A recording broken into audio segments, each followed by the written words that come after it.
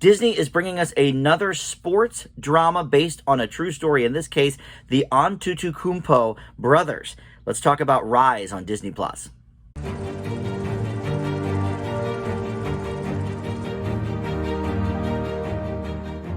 Hey guys, Dan here. This is Dan Reviews It. Welcome to my spoiler-free review for the new film Rise on Disney+.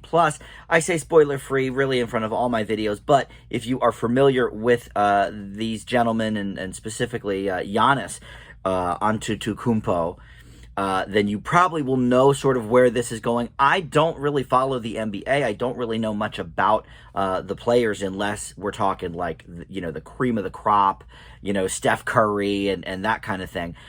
So I was unfamiliar with this, but if you know the story behind these guys, well, then you probably won't be too surprised by what you see on the screen here. But before we get into this movie called Rise, I do want to welcome you into Dan Reviews It. Thanks for finding my video. And we've got a lot more where that came from. Tons of TV and movie reviews getting put up all the time on the channel. Mostly new stuff, but every so often we'll dive deep into the archives and check out some old movies or TV shows. But anyway, let's get to this movie. It's on Disney Plus right now, and Disney is really the kings of the sports drama, especially the based on a true story, the family friendly PG rated kind of thing, and we've been seeing this forever. I mean, when you think about some of the best family-friendly sports dramas of all time, I think most of them are going to be under that Disney banner. And so they've got another one now on Disney Plus with Rise. And like I said, this is based on the real lives, the true story of these three brothers, Giannis, Thanasis, and Kostas. And they emigrate to the United States. They are first, on the run. They are living really illegally. They're from Nigeria, but they emigrate to Greece, and they're living illegally there. And the boys realize they have some prowess on the basketball courts and want to sort of take it to the next level. But of course, a lot of problems there with immigration status and legality issues and stuff like that. Also, well, I don't want to go too far into the story, but one of the other brothers looks like they may be sort of the breakout star, and ends up a different one sort of rising to the occasion. So this movie is, pretty standard. It is fairly, by the numbers. But from what I understand, it's mostly, factual based. Now, once we get into, the NBA draft sort of stuff, all right, then we kind of invent some characters and whatever. The only person really I even recognize from this movie is Manish Dayal. He is the talent agent, and I know him from a few different things, but most notably, I guess, Fox's The Resident. He plays one of the doctors there, so I recognize him. But everybody else in this movie is pretty much a newcomer, including the three brothers. So as the father of the family, you've got Dio Okenyo. The mother is Yetiti Badakai. I apologize for these names. I'm probably butchering them.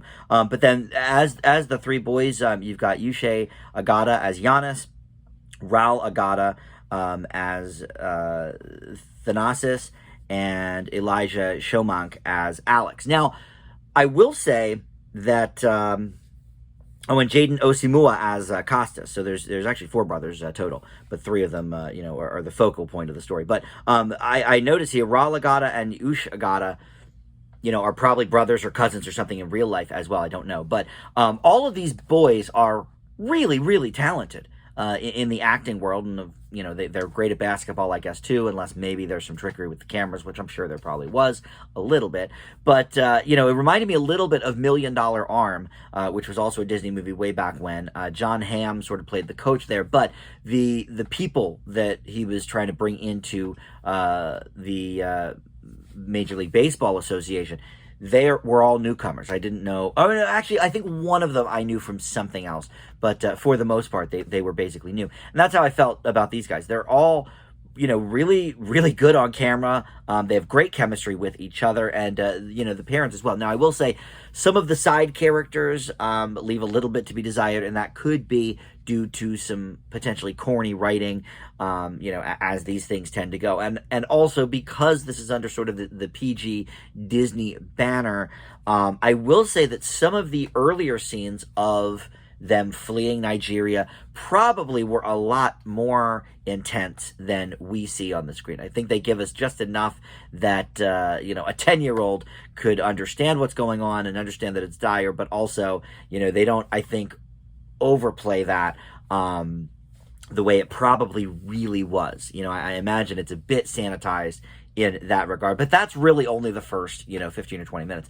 The rest of the movie is not only about the basketball stuff, but them trying to be legalized citizens, and what to do about visas and stuff if Giannis does get in the NBA and stuff like that. So the violent sort of stuff only is at the beginning when they're sort of fleeing, and then everything else is more about the other stuff. But what does set this apart a bit from a lot of the sports dramas, especially in the Disney camp, but just in general, I would think, is that this is not just about, GOAT team, underdog team. No, this is, basketball is, there's a draft where they draft singular people. And so this is a story really about this family.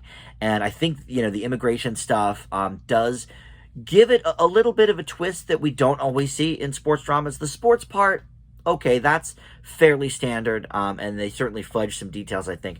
Once we start getting into the draft stuff, I think Draft Day is a better example of that. I don't believe that was Disney, but I think that's a better example of how the draft actually works.